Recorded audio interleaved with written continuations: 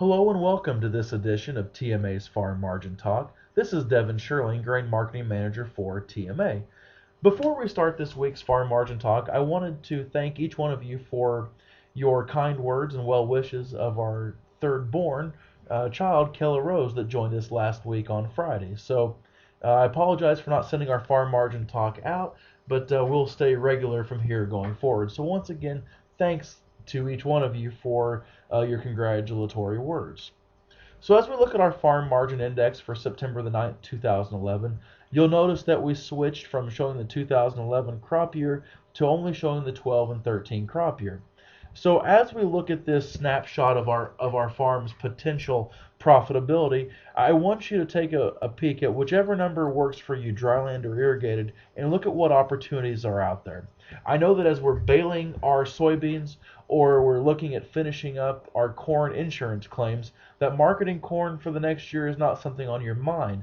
But please take a look at what it takes on your operation to be profitable and take advantage of those opportunities that are out there if it fits your farm's management practices.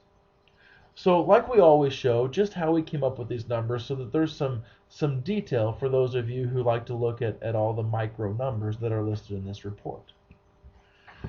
So as we talked 2 weeks ago, we talked about our 2012 wheat base price, and we talked how that average ran from August the 15th through September the 15th.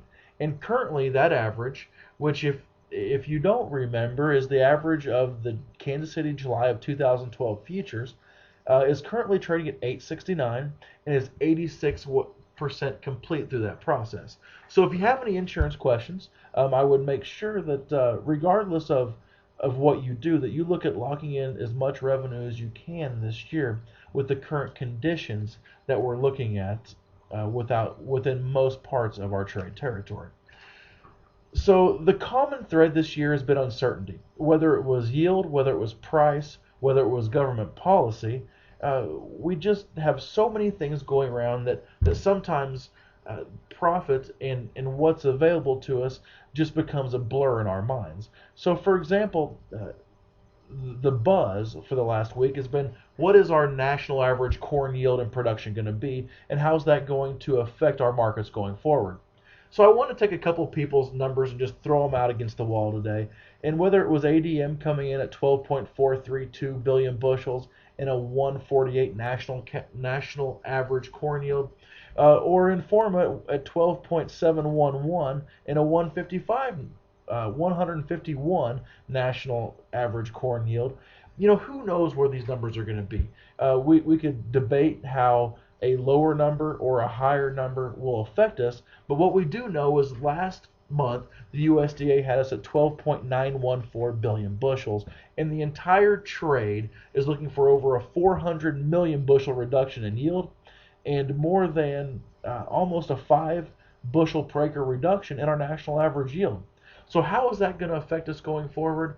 Make sure that your marketing plans, if you're nervous about a market runaway, has upside protection put into it. This report will come out at 7:30 on Monday morning and will be a very big market mover, or maybe not a market mover, but it will have an influence on where our market will go in the near future. So we talked about how this yield will affect us, but let's bring it back down to the farm gate. So what have we seen this year, and why are these numbers changing so much? We saw flooding in South Dakota, along the Missouri and Mississippi rivers, and in the Delta that damaged either growing crops or prevented us to put some crops in the ground.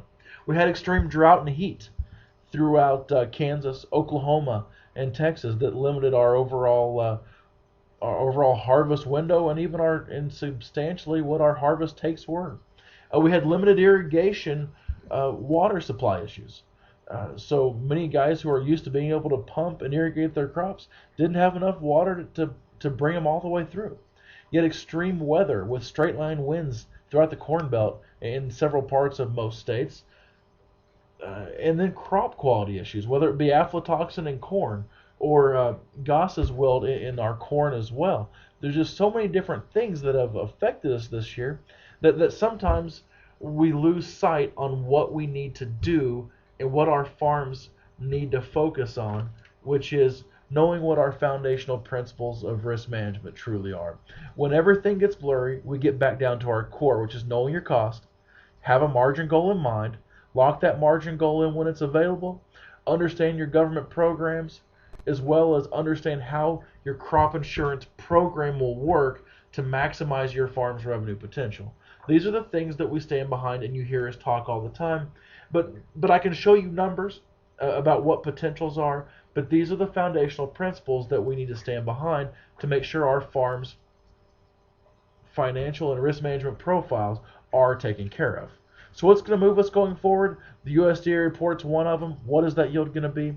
And then world financials, Greece, the European Union, the United States, the list goes on. How are they going to affect the overall stability of the world's financial system, and who's going to buy our crops going forward? For more additional information, please contact your TMA grain marketing or crop insurance specialist. Thank you and have a great weekend.